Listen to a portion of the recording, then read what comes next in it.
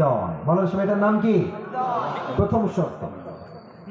আল্লাহকে পেতে চান, প্রথম শর্ত এটাকে পরিষ্কার করতে হবে। Clean your heart.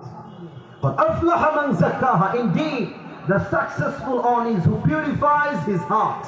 আল্লাহর কাছে সবচেয়ে সফল বান্দা হচ্ছে সেই বান্দা যে বান্দা তার আত্মাকে পরিশুদ্ধ করেছে। সুবহানাল্লাহ পড়বেন না সবাই? একটা প্রশ্ন করছি সবাইকে, হয়তো উত্তর সঠিক পাবো আমার আশা আছে। প্রশ্ন আগে বোঝেন, কনসেপ্ট বোঝেন। একজন মানুষ যিনি কোনো নবী নন, সবার চোখ আমার দিকে, মাশাআল্লাহ অ্যাপ্রিশিয়েট, সবাই আমার দিকে আবার ভালো করে তাকান।